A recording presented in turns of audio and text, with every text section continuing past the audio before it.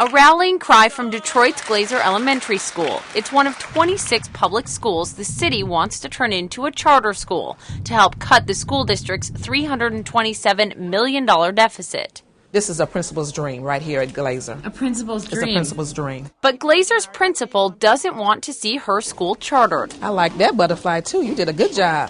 When we visited, Glazer was set to be chartered or closed, but the district has since ruled if no charter company qualifies, Glazer will stay open. 5 of Talitha and Chris Turner's children attend schools up for charter. What's your favorite thing about Glazer? Math. It's like a landmark. It shines in the middle of a troubled neighborhood. The district says Glazer has performed well, but like enrollment across Detroit, attendance has fallen significantly in the last decade. We've lost over 50% of our students. We have got to right-size the school system here. Enter Roy Roberts, the new emergency manager of Detroit's public schools. A former top executive at General Motors, he's attacking the crisis like a failing business. It's looking at the totality of this community and says, how do we put a system in place that makes sense for this community and do the best job of educating young people? That includes closing 15 more schools, in addition to 60 schools shuttered in just the last 2 years. This district is deep in the red. It cannot afford to keep all these schools open. I understand that. We, as a staff and a family, have so much more to achieve with our students and our families. Parents should have a right to have a choice. And if their children are in a place where they feel safe, where they're learning, where they feel loved, that's a school that should stay open. We would not be able to stay if the school becomes charter. Is this about money? Well, that's a part of it.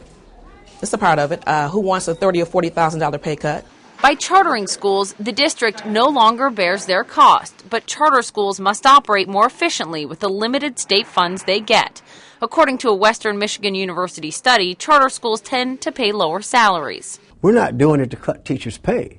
We're doing it to put an alternative school in place where students can have a choice. If their school is chartered, students can choose to attend or go to another nearby public school.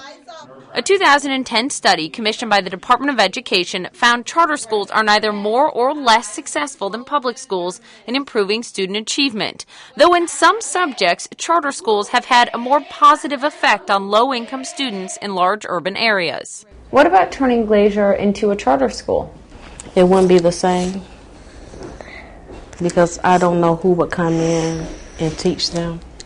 It just wouldn't be the same. I see our staff working really hard, our principal working really hard.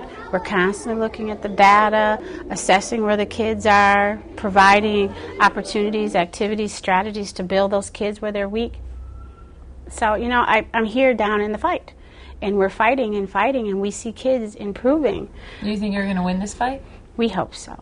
In Detroit, Poppy Harlow, CNN Money.